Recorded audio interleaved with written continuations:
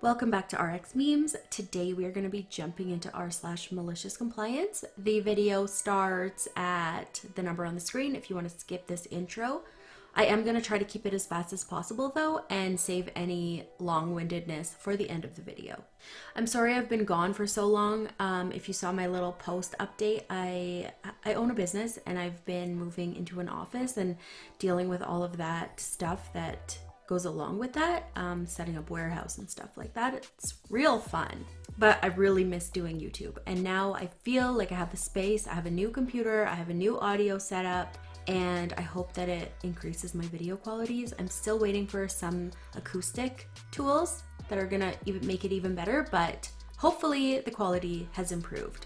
Don't forget to click on the subscribe button if you want to see videos from me more often.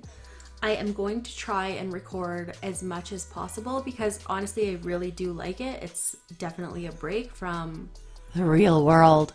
If you liked today's video, click on that like button. And if you don't, well, don't hurt my feelings. Oh, question of the day. Most of these stories have to do with terrible bosses or just, maliciously complying, as the subreddit suggests. Have you ever worked in an office? And if so, what kind of crazy customer stories do you have? Okay, let's get into today's video. You want a meeting to discuss our phone account? Okay, let's have a meeting. I'm not sure if this belongs in petty revenge or malicious compliance, for there's a little of both, so sorry if it has been put in the wrong place. Either way, I've enjoyed my malicious revenge compliance, so I hope you do. For the past few years, our business has been receiving telemarketing calls from an offshore call center trying to make appointments for Optus Business Center. Every time they call, we'd politely tell them we were not interested and to remove us from their list, and they'd promise not to call again. You can probably tell by my use of the words every time that having ourselves removed from the list didn't work. It didn't work the first time, and it didn't work the 50th time. Offshore are cheap and get paid per appointment, so they would get quite aggressive. It was clear that a new strategy needed to be found as it was taking too long to get them to bugger off. So began my campaign of malicious compliance and petty revenge. Hi, we're calling from Optus Business Center and we can save you 40% on your mobile phone bill. Can we come and see you tomorrow at 11 a.m.? You can save me 40% of my mobile bill? That's like 60 grand a month. What? How many phones do you have? 150 or so that I'm responsible for directly, plus a few others. The appointment is quickly confirmed. The next day, a salesman calls me up. He's running early. Can we meet earlier? I refused. Our appointment is for 11 a.m. after all. 11 a.m. rolls around and in he walks. We sit down in reception and go through the greetings. I then ask him if it's possible to make the telemarketing calls stop now. He assures me that it is, and so I stand up, shake his hand, and thank him for coming in. What? That's it? You could have said that over the phone. I point out that we did, many times, and it didn't work. And I hope that this waste of his time, a 45-minute trip from Homebush to Sydney, would perhaps teach him to mend his ways. Over the past 2 years, they have sent out 5 different reps to see us. They call for meetings, we accept them, shine them on about the value of the account, and they roll in to be greeted by me, dressed in a chicken suit, made to wait in our meeting room for 20 minutes before being asked to be removed from the list. Being turned away at the door, they sent 2 reps that time. I'm posting this today because it was visit number 6, and it was the best yet. We got a repeat customer. I sat him down in the meeting room and played the video recording of our last meeting. Is that you? Yes, it's me. Didn't I follow up? Did we have a good meeting? I point out that I certainly enjoyed our last meeting and zoomed forward in the video to the part where I explained that we didn't have 500 mobile accounts and he needed to please remove us from their list. And you could see his heart break, which it did again, once he realized that whatever account he thought was being discussed today was not going to be discussed, which we also have on video, so we can go all Inception if and when he shows his face again. Received a warning about poor customer experience scores, so I waived over $27,000 in credit card fees in 3 days. I used to work for Capital One doing early stage collections. Accounts 30 days or less late on their payments, still active. It was all on an auto dialer and we only made outbound calls. So basically you just sit there for 7.5 hours making probably 200 short calls per shift. Maybe 5 to 10 short conversations per hour. Nothing too deep, and usually everything was resolved in one call. The goal was to get a pay by phone, and we'd get modest bonuses if we collected enough payments. We weren't allowed to get tough or do the kind of tactics that they do in late stage and recoveries collections. It was a sweetheart reminder call to please make a payment. Even then, I'm sure you can imagine that the calls sometimes got heated on the other end. You don't take it personally, and most of the time it's actually kind of funny. But I'd still get in trouble with quality because I wouldn't try hard enough to de-escalate the call. My philosophy was, if someone gets pissed off, they aren't going to pay me anyway, so just let them vent while in the meantime I read a graphic novel at my desk. Cap 1 expected us to use tools to calm people down, like offering one-time fee waivers and stuff like that. But for me, it never usually got that far, and before I knew it, they hung up and I was on a new call. I was pretty relaxed on the job and my numbers weren't good enough to ever earn a bonus, and I knew eventually they'd fire me if I didn't improve. I really didn't have my heart in it, and I knew it was only a matter of time.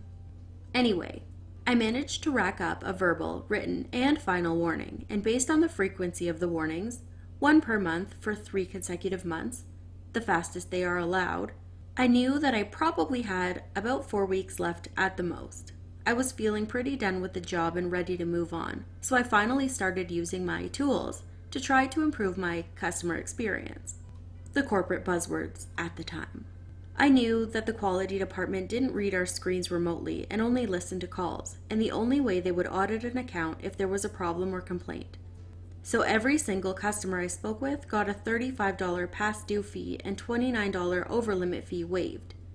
Most accounts would have both fees somewhere in their previous statements, and I'd waive fees even if they didn't make arrangements, and even if they'd screamed and cussed at me. I assumed nobody would find out until long after I had been fired, if then.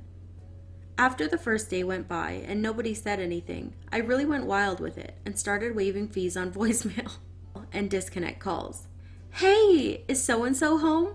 No? Okay, no message, thanks. 2 fees waived. That sort of thing, all day long. Long story short, I was fired a week later when they got the report that I didn't know existed. In the office with HR and my manager, they showed me that I had managed to waive over $27,000 in fees in 3 days. With my history of warnings, they shit-canned me with a lecture and such a smug attitude. As if I was a thief or had done something immoral that would keep me out of heaven. The official reason for my termination on their little form was, did not comply with customer experience. I still laugh about that. So if you remember a few years back seeing 2 unexplained fee waivers on your account, I hope you enjoyed that customer experience. Give me work, or I keep watching YouTube videos. I had been part of the project team for a client for years now. However, one day my project manager took me off the project for a week, meaning that I was no longer working on anything. They said that it was to give me a break, but it was likely due to budget reasons. Perhaps the project was overstaffed. I knew I was valuable enough that they wouldn't keep me free for long, so I decided to take advantage of my workcation. I read blogs, listened to podcasts, and watched videos. Oh, so many videos.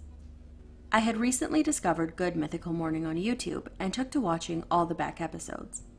Now we had a limit on streaming bandwidth, which allowed a maximum of 1 to 1.5 hours of streaming. However, some time ago, I had gotten permission to increase my bandwidth to about 3 times that for a project requirement, and they had never bothered to revoke that privilege. So if I watched at 144p, I could watch YouTube all day. So whenever my project manager or even the COO crossed my desk on their way somewhere, they saw me watching videos all the time. A coworker told me that she had been tasked by the project manager to subtly ask me to knock it off. I said, I don't have work. What do they expect me to do with my time? Needless to say, I never got put on another break until I quit the job myself. We were paid monthly and not on project basis, so it didn't affect my paycheck. Well, with that being said, I worked somewhere once in an office and my direct boss was super chill. She had a private office and every time I went in there, she was watching Forensic Files. Did you know there are like 400 episodes of Forensic Files? So I'm pretty sure she didn't even finish all of the episodes before she ended up inevitably leaving, but I mean, if you have the time, why not? Alright everybody, that's it for today's video. If you enjoyed it, don't forget to hit that thumbs up and put your post notifications on, because I think if you do like my videos, you will be happily surprised in the next coming days. I have a question for my viewers. If anyone has any experience setting up a Discord, I would really like to set one up.